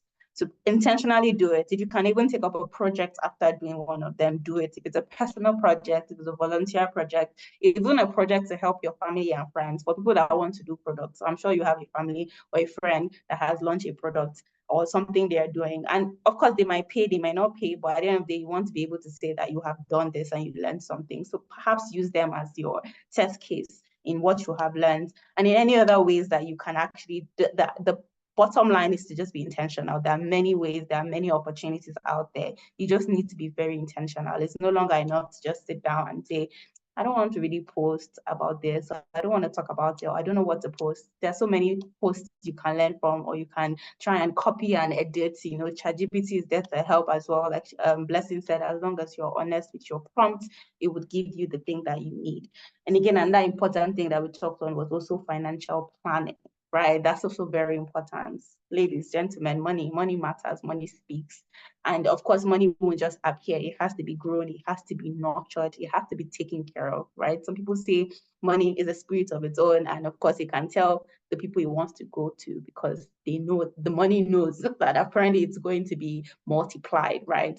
And so that you believe, that you don't believe, it still stands that it's very important, and you need to take out the time to actually learn how to invest in these things, how to grow it, how to save it, how to make it, etc. And you would also need it as a transitioning person, right? You need it anyhow, really, but specifically as a transitioning, into a different career, you are going to need it. So financial management is very key, is very important. Support system. We're here today because Inspire Her Africa has, decided to mentor young girls, has decided to stand as a mentorship platform for a lot, for people out there, for young women out there in Africa, Nigeria. And so you should leverage on these things. You should take the opportunity. You get the chance to speak one-on-one to people who are perhaps in your career or in similar careers like yours, and they can give you feedback. They can show you where some opportunities are. They can, tell you the platforms that you can join. They can speak to you on their experience. And of course, we give these opportunities for our mastery session, our panel session. So definitely follow Inspire Africa if you're not already doing that on YouTube, Instagram, Facebook, Twitter, right? These resources are there for you, and we want you to actually leverage them. Sorry, please can whoever is unmuted, just mute, please. Thank you. Yes, as I was saying, take up that opportunity, right? Follow and you see updates on Inspire Africa. Now you can join the next mentorship, the next mastery session, the next panel session, etc. And so everyone, again, I would like to thank you for your time today, for taking out the time. I really hope you actually have learned something today. You definitely should have. So I hope you were taking notes. Remember, of course, that the recording will be made available on our YouTube platform, and we'll put that on our social media. So you have to be following, right? And so once it's ready, we'll put that online, and you can rewatch it as many times as possible to remind yourself everything that you need to, go back to at any time. And I hope that everyone has actually filled the feedback form. Again, it's very important for us to, be sure that what we're doing actually helps and actually works, right?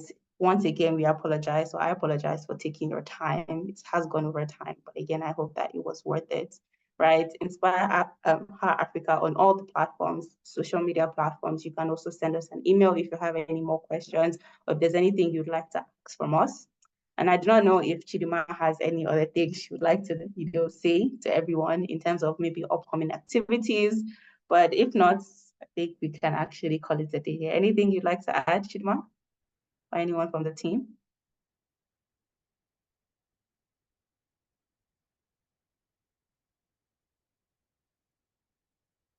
Chidima, can you hear me?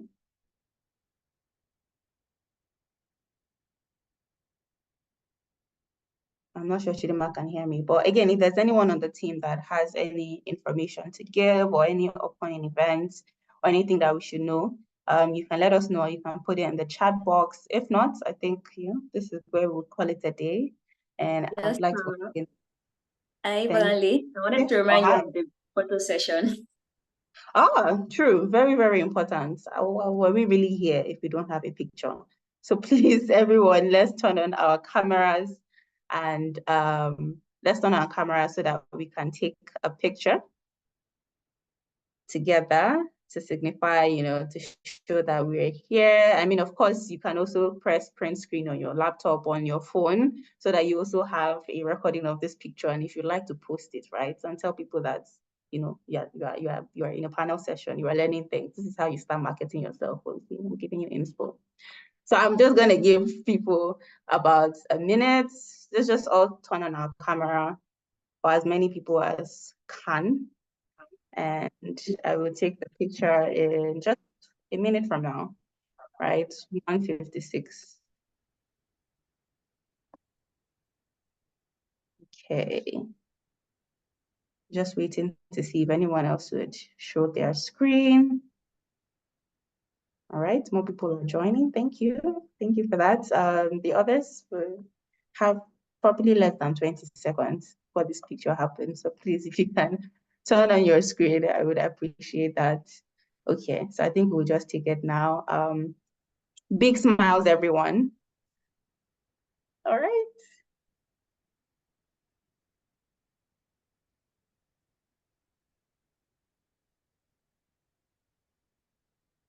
Okay, great. I have taken that. Thank you so much. Thank you so much, guys. Thank you for staying back and staying for the additional time. Do enjoy the rest of your Saturday. And yeah, we hope to see you in the next session. Bye, guys. Bye, everyone. Bye. Bye. Bye, everyone.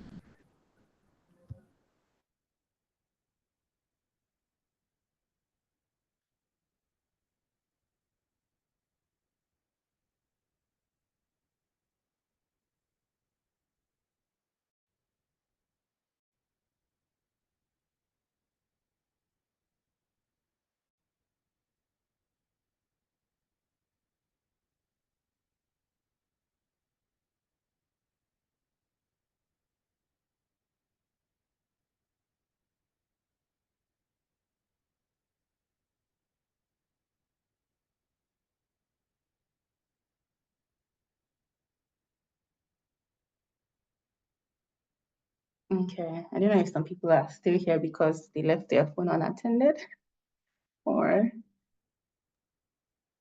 Yeah, most likely. yeah, let me Yeah, just probably Stop just recording.